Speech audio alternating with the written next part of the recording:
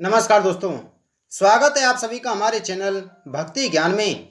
दोस्तों, आज मैं आपको भाद्रपद मास का महत्तम और कथा सुना रहा हूँ। एक समय की बात है जब नारद जी तीनों लोकों में भ्रमण करते करते एक तेजस्वी ऋषि के यहाँ पहुंची। तब ऋषि के बहुत आग्रह करने पर नारद जी ने भादव मास का महत्तम सवर्णन बताया। भाद्रपद मास का वर्णन ब्रह्मा जी के प्रार्थना करने पर स्वयं भगवान विष्णु ने सुनाया था।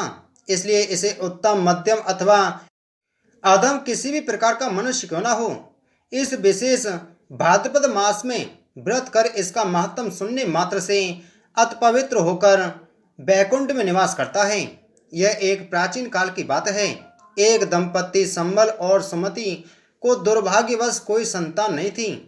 सुयोग से भाद्रपद मास आने पर नगर के कई स्त्री पुरुष भादों स्नान करने के लिए तैयारी करने लगे। तब संबर की पत्नी सुमति ने भी भाद्रपद स्नान करने का अपने मन में निश्चय किया, परंतु उसका पति बहुत समझाने के बाद ही तैयार हुआ। पहले दिन तो उसने स्नान कर लिया, परंतु दूसरे दिन संबल को तीव्र ज्वर यानी बुखार हो गया, जिसके फलस्वरूप पूरे भाद्रपद मास का वह स्नान न कर पाया और अंततः संबल की मृत्यु हो गई। मृत्यु के बाद नरक की कई यातनाएं भोगकर जब उसने कुत्ते की योनि में जन्म लिया, तब इस कुत्ते की योनि में भूख और प्यास से वह अति दुर्बल हो गया। कुछ ही समय में वह वृद्ध हो गया, जिससे उसके सभी अंग शिथिल पड़ गए। तब एक दिन उसे कहीं से भोजन का एक टुकड़ा मिला। अचानक वह टुकड़ा भी उसके मुंह से छूटकर बहते हुए पवित्र जल में जा गिरा। संयोगवश उस समय भाद्रपद मास का शुक्ल पक्ष चल रहा था। उस टुकड़े को पाने के लालच में वह भी जल में कूद गया और मृत्यु को प्राप्त हो गया। उसी समय भगवान के पार्षद अपना दिव्य विमान लेकर आए और उसे बैकुंठ धाम ले गए। तब उसने पार्षदों से पूछा कि मैंने तो किसी भी जन्म में कोई पुण्य कर्म नहीं किया, फिर मुझ जैसे अधर्मी पापी को बैकुंठ क्यों मिल रहा है? पार्षदों ने कहा, तुमने अज्ञानवश ही सही इस भाद्रपद मास में स्नान करके अपने प्राण त्यागे हैं।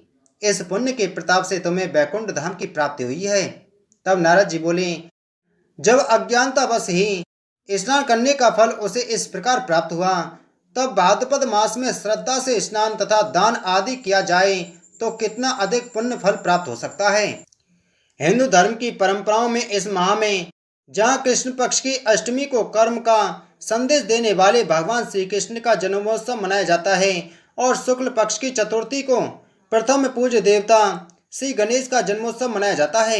इस प्रकार भाद्रपद मास कर्म और बुद्धि के समन्वय और उपासना से जीवन में जटिल कार्यों में सफलता पाने का मार्ग दिखलाता है। भाद्रपद मास चतुर्थ मास के 4 पवित्र महीनों का दूसरा महीना होता है, जो धार्मिक तथा व्यवहारिक दृष्टि से जीवन शैली में संयम और अनुशासन को अपनाना और मानना दर्शाता है। इस माह में अनेक लोग व्यवहार के कार्य के निषेध होने के कारण यह माह शून्य मास भी कहलाता है। इस मास में नूतन ग्रह, नए घर का निर्माण, विवाह, सगाई आदि मांगलिक कार्य शुभ नहीं माने जाते। इसलिए इस माह को भक्ति, स्नान, दान के लिए उत्तम समय माना गया है। अच्छे स्वास्थ्य की दृष्टि से भादव मास में दही का सेवन नहीं करना चाहिए। इस माह में स्नान, दान तथा व्रत करने से जन्म जन्मांतर के पाप को नष्ट किया जा सकता है। जय श्री कृष्ण।